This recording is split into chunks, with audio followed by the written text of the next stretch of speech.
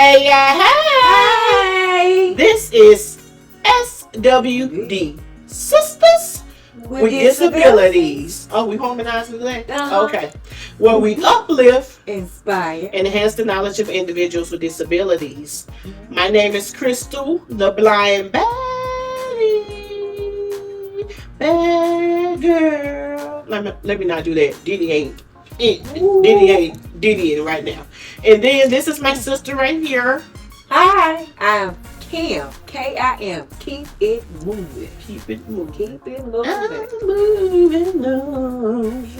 And we want to introduce. She always like to insert my song. Okay. So today, we are doing Autism Awareness. It is the month of April. That's when we celebrate and honor and acknowledge and educate people on autism. So today we have a special guest with us. All our guests are special, but she's special. Because we known her since she was an itty bitty girl. Oh, hold on, y'all. People trying to. I forgot to D&D, y'all. And Lord, I don't. One second. All right. I'm D&D now. Okay, back to me. All right. So again, we have a special guest, Miss Denise Bursey. Woo! We known her since childhood. She was like one of my first best friends because that was the only time I could go walk down the street to somebody's house and my daddy just stand and look and then wave to your grandma.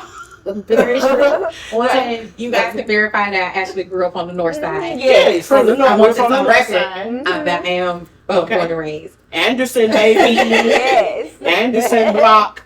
But yeah, so yeah, my daddy used to be like, "Oh, you gonna walk down there?" And your grandma would be like, "She in." Right, she in. And then we go to the deep freezer and get freeze pops. Exactly. And also you guys can verify the bike story of how I can only like ride my bike in the alley from like one house to 5 houses down. Because no one believes this. Like people are like, how was your grandparents so strict? Like I used to just watch you because I can't ride the bike. I just look at you. I had my little skates that couldn't fit no more. I had to play school skates and you ride your bike and I'd slide down the alley. Yeah, but that sounds about right. But and then Kim, her sister is best friends with my sister. Yeah, so let's shout out to Stacy. Hey, Stace. Hey, sis. So, usually when we ask any guest to come in, we ask them to send a little bio. And we'll never read the bio. But, baby, when she sent her bio and I read it, I said, this bio is bio. It's bio way. This is a bio. I said, I got to read it. So, don't forget, y'all, I am legally blind. And Kim had a massive stroke. So we do use our phone as accessibilities. So I don't want to hear nothing about why she holding the phone that close to her face. Because I can. And I cannot see. So let's go with this bio, honey. Because now look, I can read. But if I mess up, don't y'all send me no reading rainbow pathways. Okay? I graduated. I paid somebody to do my test. Anywho, a St. Louis native, Bursey earned her bachelor's degree in organizational studies from Fontbonne University and dual master degree in HR management and HR development from Webster University. She is currently the senior talent. I ain't gonna say that word because acquisition. Okay, baby, they always have me in the chokehold. Okay, acquisition specialist for one of the largest tire recycling companies in North America, named one of St. Louis' best, boldest, and brightest by Who's Diversity Color and one of this year's honorary awards from St. Louis Business Journal. Girl, okay, let's just shout out to that one before I continue. Bursey is an active member of Sigma Gamma Rho sorority. Within the sorority, she serves as the nominating chair. I said, girl, you country. I'm from St. Louis. Nominating chair. It is involved in various communities. Committees. your back. I got you. Now let's interrupt my reading. Now, I gave Kim this phone and told her to read. I will read it because I'll be ready. Mm-hmm. Okay. I'll read it again. All right. Here. Stop. There you go. Bursey's also a member. Okay. Grab the phone. Which one? Grab the phone. All right. We're gonna continue reading. Bursey is also a member of the Ferguson Florissant PAC, or PAC, and serves as the State of Missouri Autism Advisory Council. As a wife, a mother of 5, with 2 children receiving SSD services, she is deeply committed to ensuring that all parents have the knowledge and resources they need to advocate for their children. That sounds so fancy. That is Who is that person? Yeah. Okay. All right. Yeah. We know it, Dee. Okay. But Miss Denise, Right. the businesswoman. This Okay. sounds so more fancier than I am. Yeah, I said, oh, you busy. Hey. So again, thank you for being on the show today. Thank you for having me.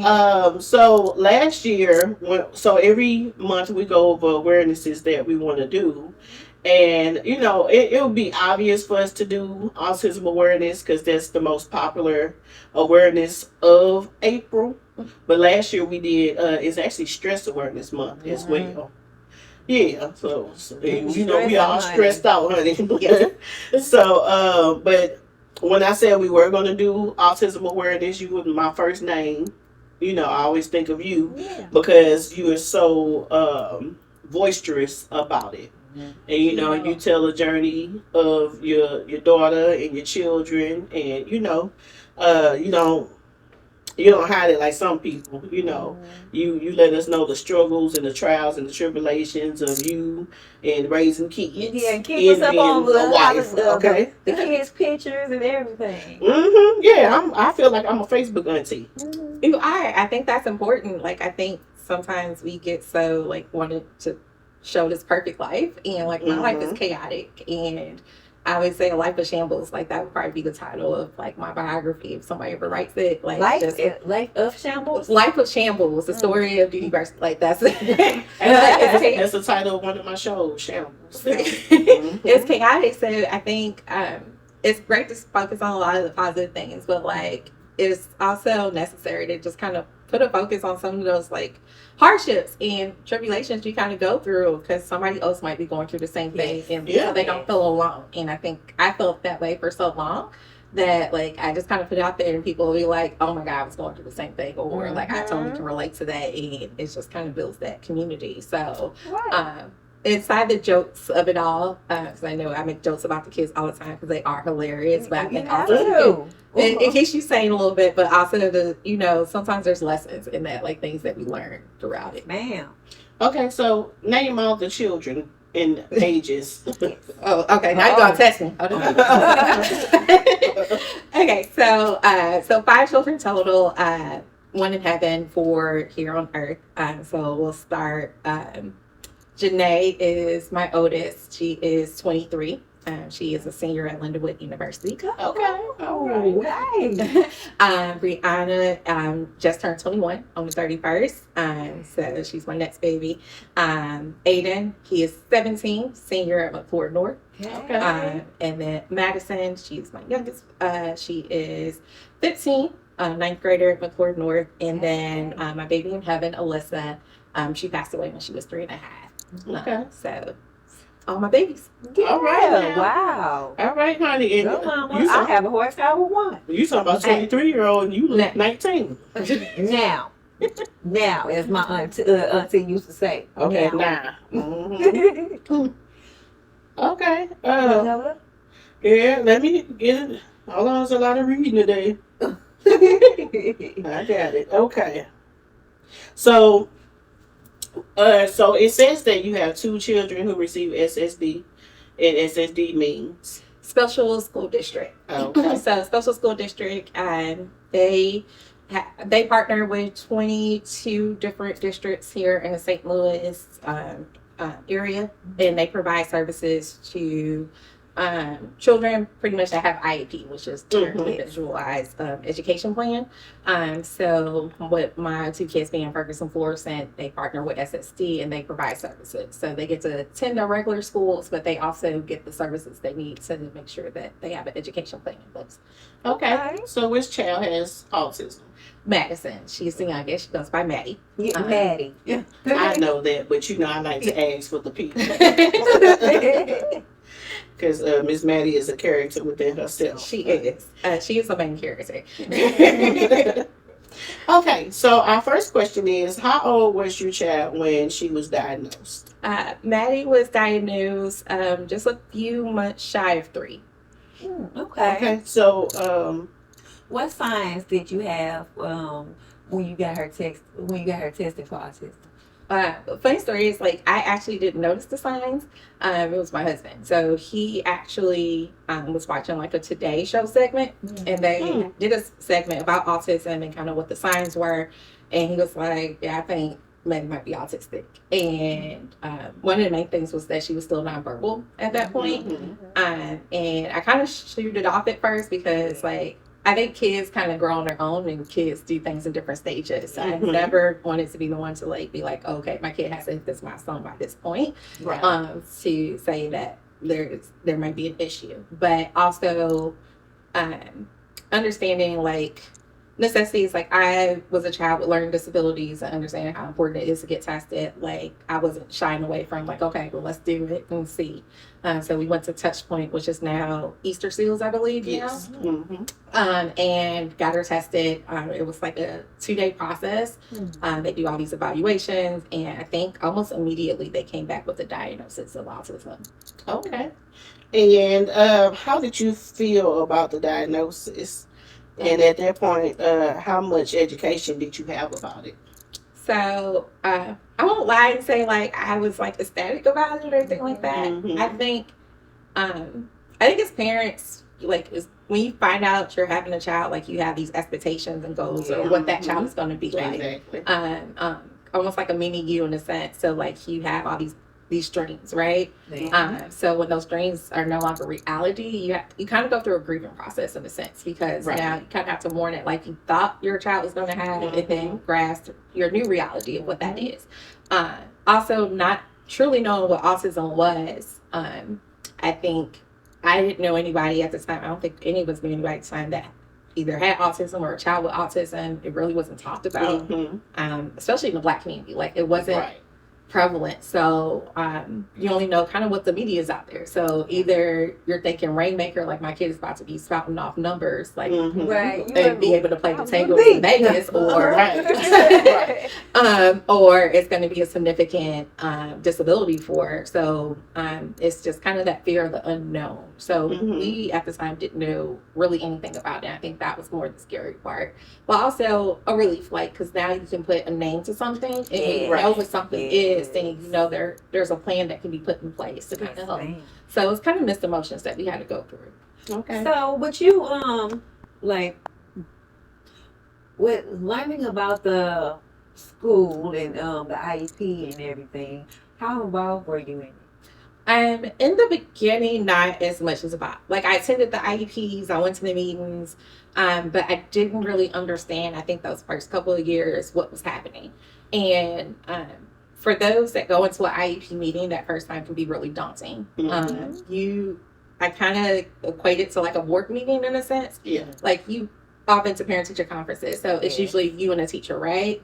You go to an IEP meeting, it's not only your child's teacher, it's their case manager, it's their speech therapist, OT therapist, PTs, case area coordinator, ABA. Like, it's this whole table of people around you with papers, and they're going over saying things like minutes and goals and using words like you have no idea what's happening. So it's a shock factor. It's a shock. It's a lot going on, and it's the saying of leave it to the experts, right? They know better. So like, I'm gonna agree with their plan, but also, like, as a parent, you don't want to seem like you're not knowledgeable, so you end up just kind of nodding, like becoming a guest person. Like, okay, well, if you think this is route to go, then okay.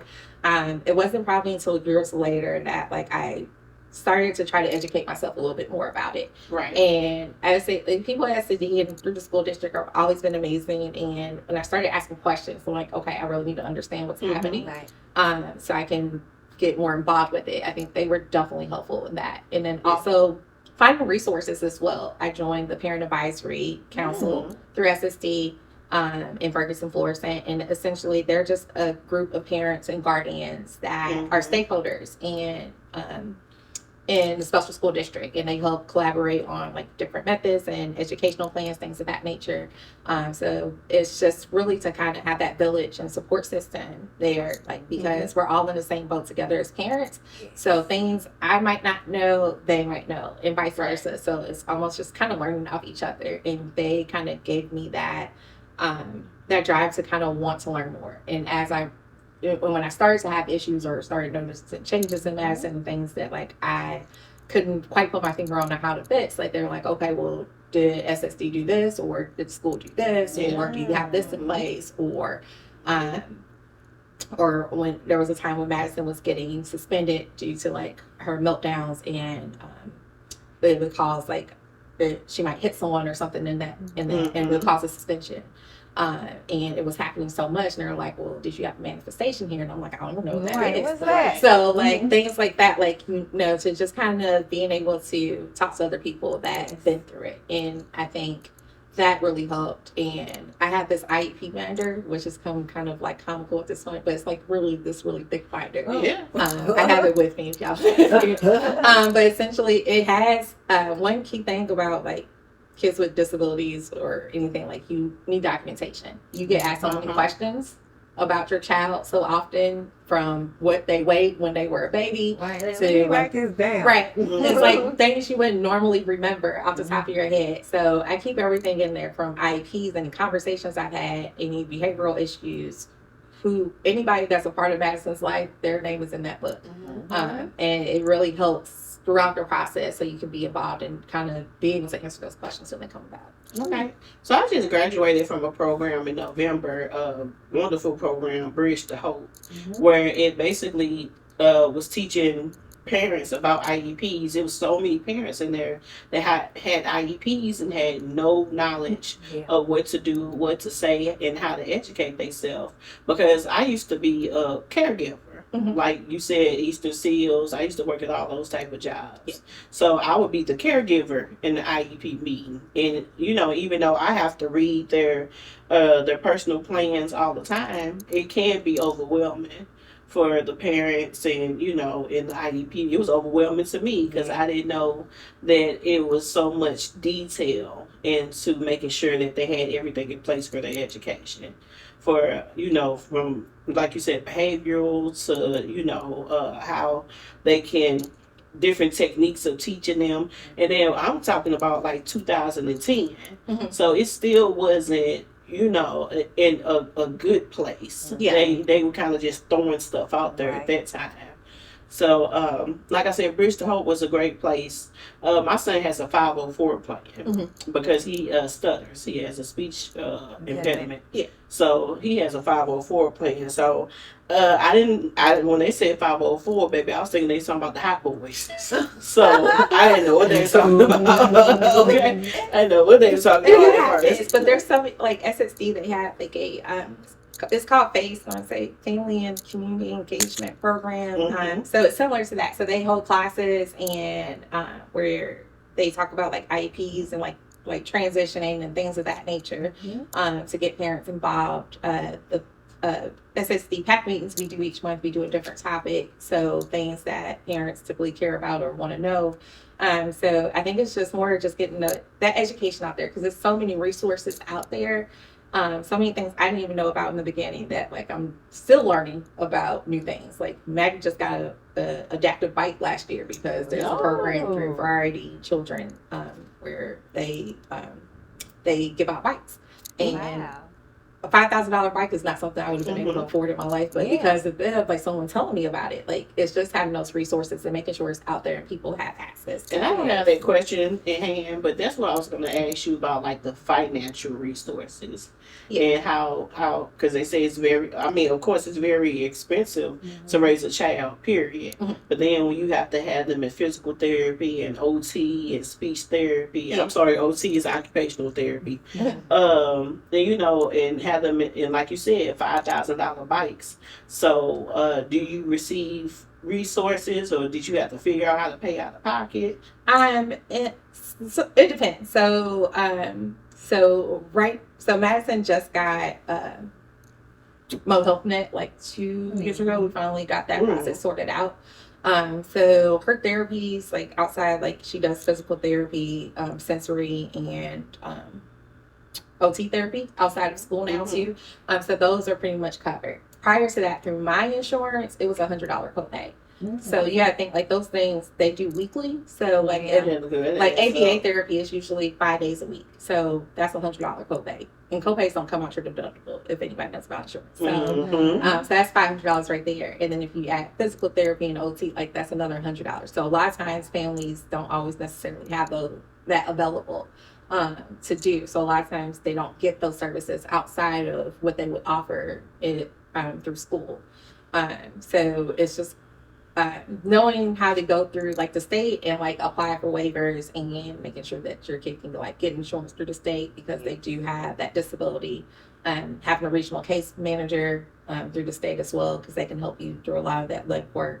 But those are like again things I didn't know about in the beginning. Like it's no like parenting doesn't have like a manual, but definitely at all. But definitely having a social media child doesn't have a manual either. Like, so it should be something separate. But like, it's things you just kind of find out as you kind of go along. Yeah. You know what? I thought about it because I was good with babies. I know what to do with babies because I used to babysit. But then once they get to like 10, I was like, ugh, what do I do with you? Like, no one tells me what to do. Like, my son just turned 15, and all of a sudden he just said, Mom, I want ESPN. You're like, what? When you start watching sports, like, why am I buying you an ESPN package? Yeah, I want to watch sports. Is that normal for a 15-year-old child to just want to watch sports all of a sudden? So, I mean, I get it for him. It's winging it. Like I say all the time, I am winging it as this parenting thing. Please don't think I know what I'm doing. Like every day is like a new challenge and something that I'm guessing at. And you, as a parent, you always second guess yourself. Like, am I doing this right? Like, I second guess myself with Madison all the time. And most recently, she's going through this defiant stage with school, like refusal, wanting to go. School refusal is really big with children with autism. So it's days of like, am I going to keep fighting with you every day to get you on this bus to go to school, or do I decide that you need to be homeschooled? Right. That kind of takes me into my next question. Like, what is her routine? So, and was it hard to adapt to? Yes, routine and structure is very key for kids with autism. And I am not the most organized or routine person at all. Well, so I struggle with that still to this day. We've been doing this since Maggie's like been 3, so like, and she's 15 now. So I still don't do as well with it. But things that work for us, there's a calendar we have on our fridge, so it lists out everything that's happening throughout the month, so she can go and see it, and she knows what we have going on. On the front door, we have her schedule for each day because the school does A and B days, so her schedule fluctuates. So it lists out exactly what she's doing. So like 7:30, we're getting on the bus. We get at school at 8. We're going to do coffee cart from this time to this time. Then we have this class, lunch, field trip days. Like all of that's listed out. And then her teachers are really good about communicating with us about there's going to be a change, like if a staff member's not going to be there, and there's going to be a fire drill that day. So they try to let us know as much as in advance as possible so we can prepare her, because any deviations from that, it's an anxiety thing.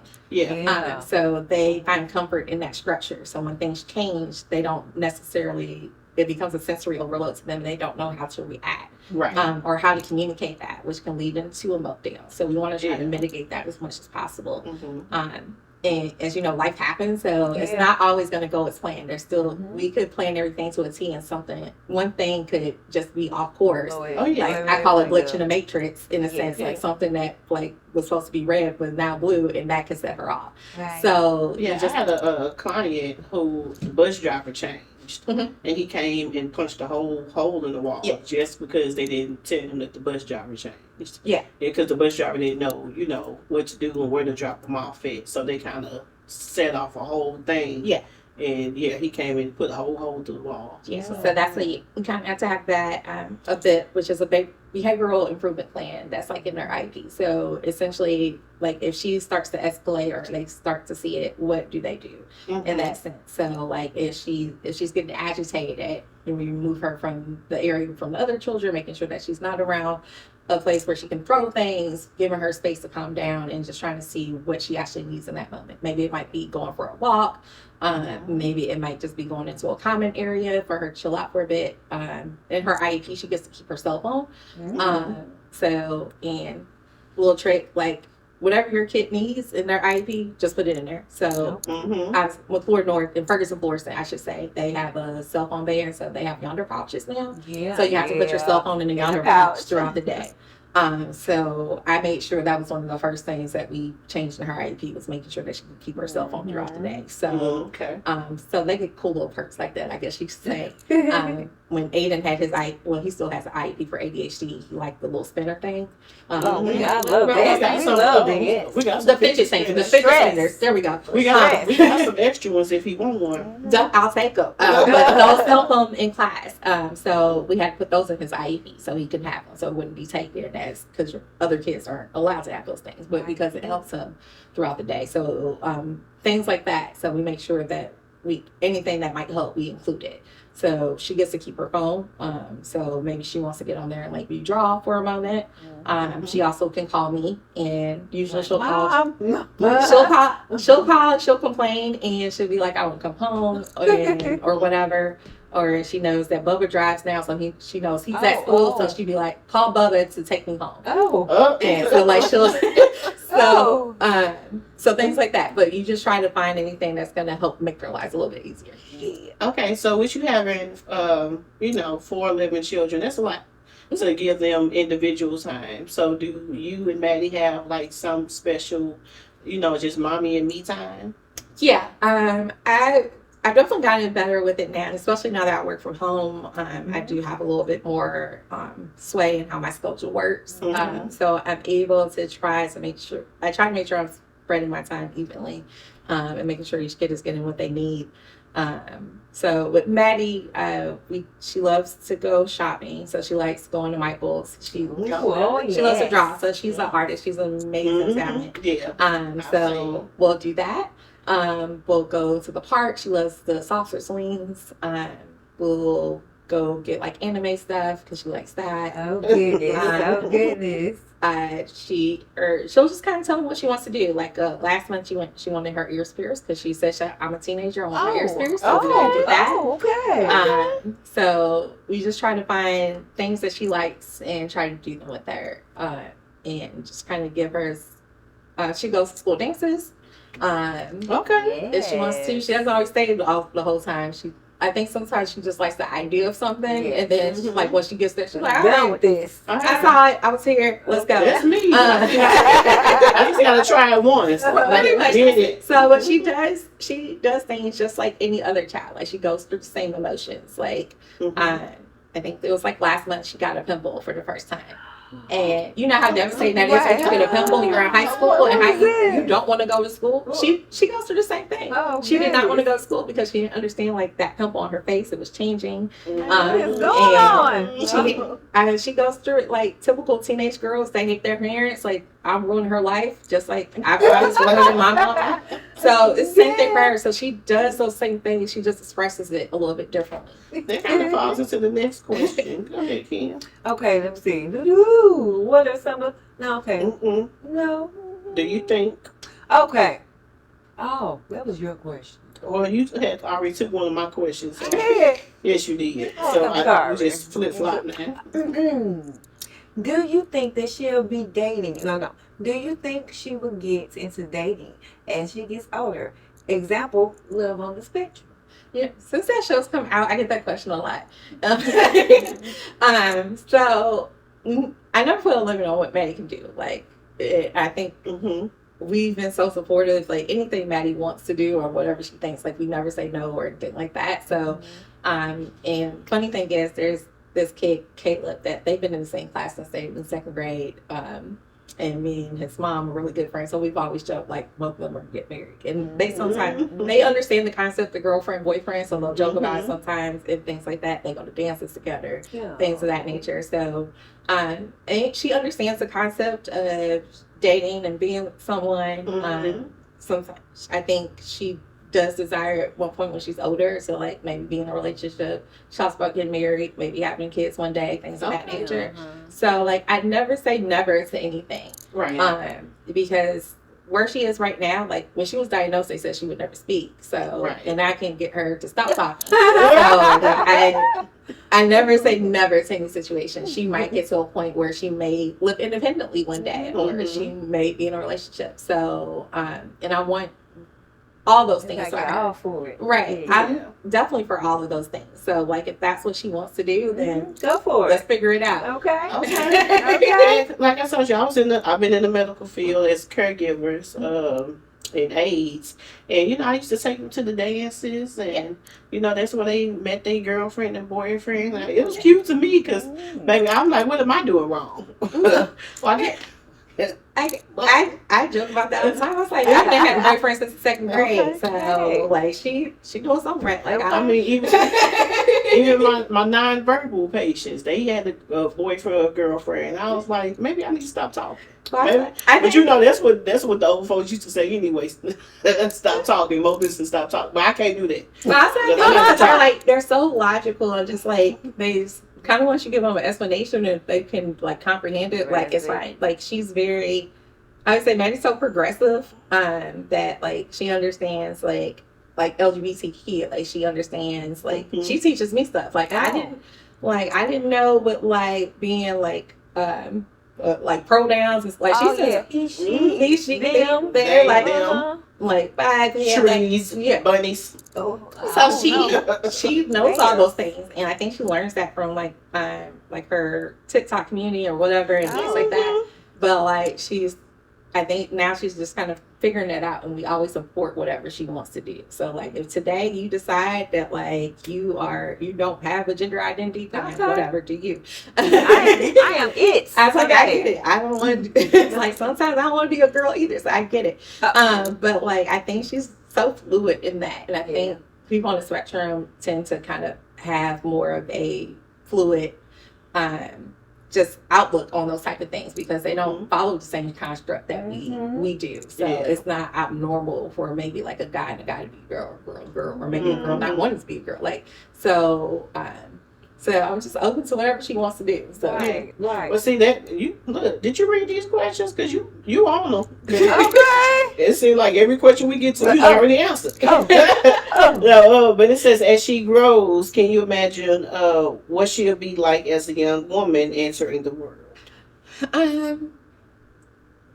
That's a tricky one. Like you said, we have expectations for our children. We want them to be everything. Like I think I learned early on just kind of not to really put those expectations on my kids. And I think because I've learned with my kids, like they change so differently. Like whatever, it can change for any moment. Like, I mean, my son wanted to be Spider-Man when he was 3. Like, wow. Like that's a Mario. Our son wants to be Mario for years. So, like, but like, obviously, he doesn't have that same ideal anymore. But like, I've learned to just kind of like not put my ideals on them and just kind of let them kind of figure out where they're gonna go because like it's so many different ways. Like, I want them to figure it out and just I'm here for advice. I'm here to, be there as a shoulder to lean on or bounce ideas off of, but ultimately, like, I want you to make the right choice for you to be happy in that. Like, I never want to be the parent that, like, because I like something, you want to do it. And I think most recently with my son, with him picking out of college, like I held my opinion back. Like I don't want you to. Of course, I wanted him close to home. Just me and my baby. But I didn't put that out there to him. So like I want you to make the best choice for you, and not because of what you think mom wants. So I actually want my son to go far away. I want him to go. I told him about backpacking and going because he wants to be a chef. So I told him go to France for a year, go work, figure out what you want to do before you go to college. And if you still want to go back and do college, then that's fine, but explore the world.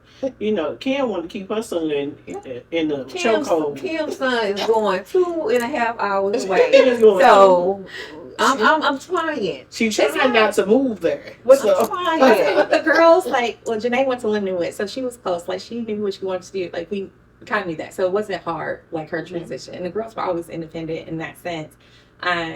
With Bubba, he's the one, if they would have offered him a scholarship in Alaska, he would have been on the first flight to Alaska. So, he's the one that's, he would want to go far.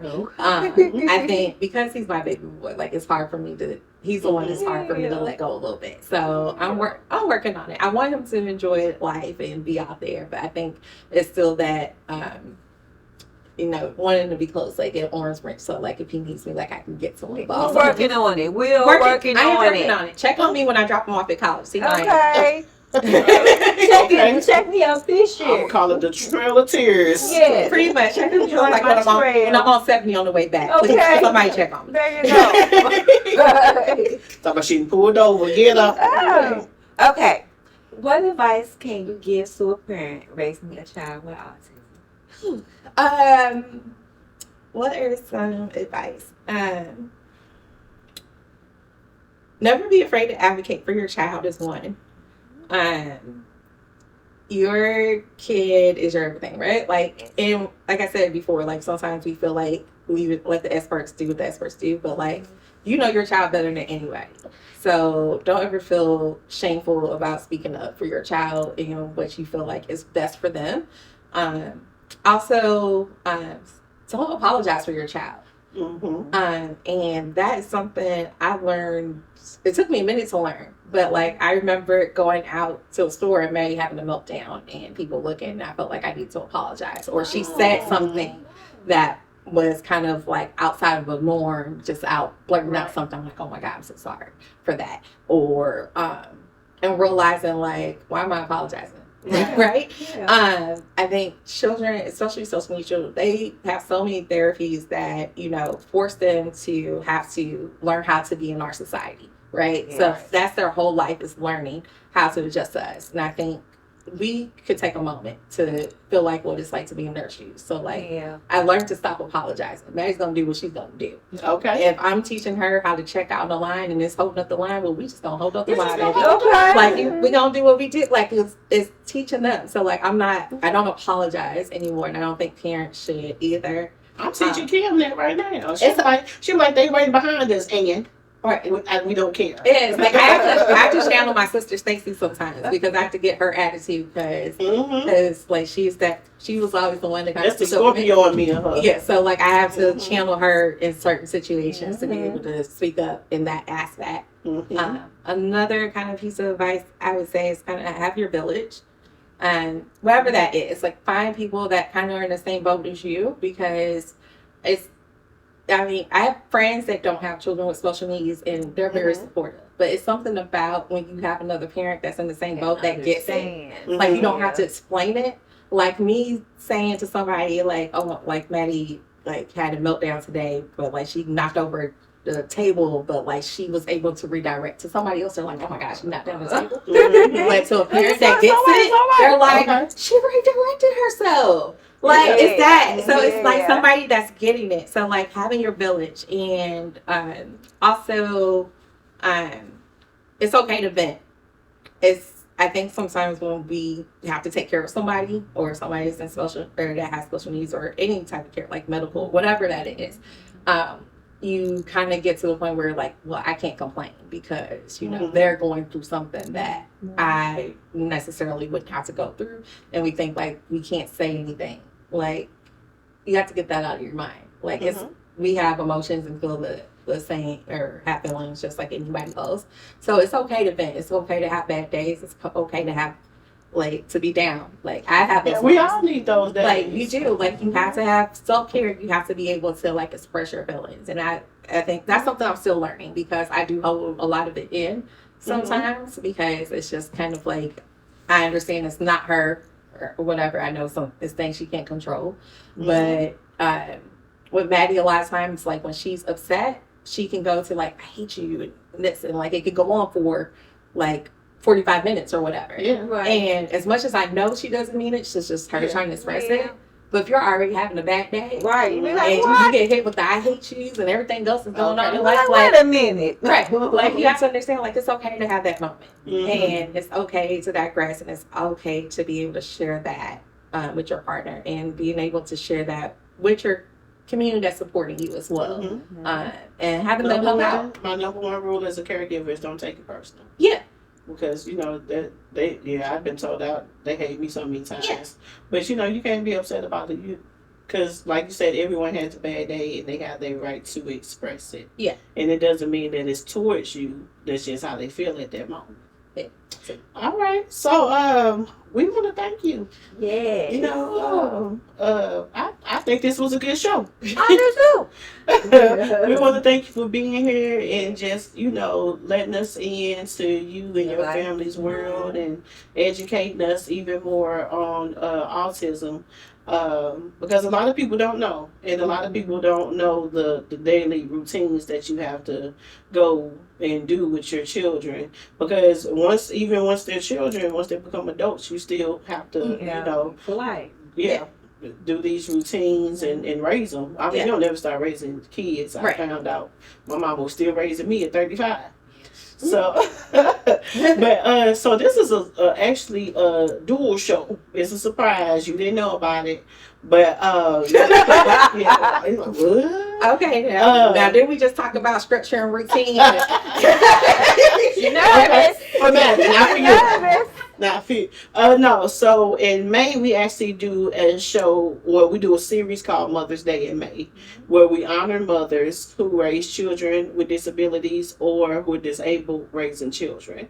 So, even though this is an April show, we're still going to honor you for Mother's Day in May.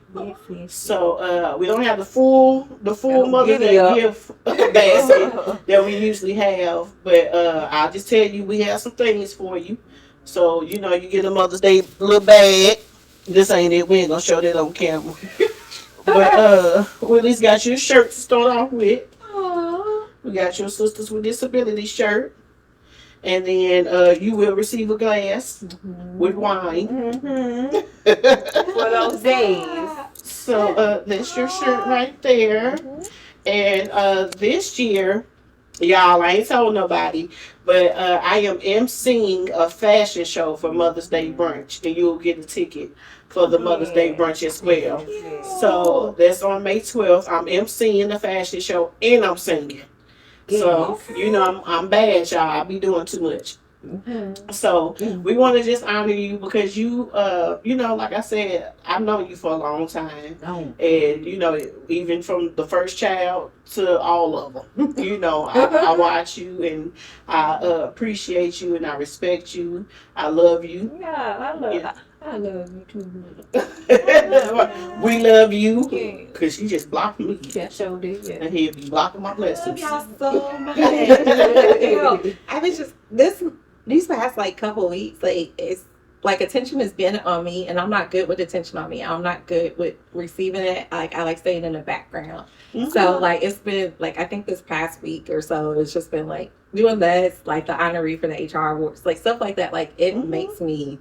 Like I want to say me too. I don't know what it is. I don't know. Take it with my therapist. But like, let us honor but I'm not good with receiving that. Like it's just it's hard. Like because to me I think it's just like I was gonna do it anyway. So like, why get acknowledged for Get it? your type of flowers, thing. girl. Yeah. So Get your I'm not. flowers. I'm trying. I really am trying. But I It's the appreciate fact y'all. that you did it anyway, because it's a lot of people who wouldn't do it.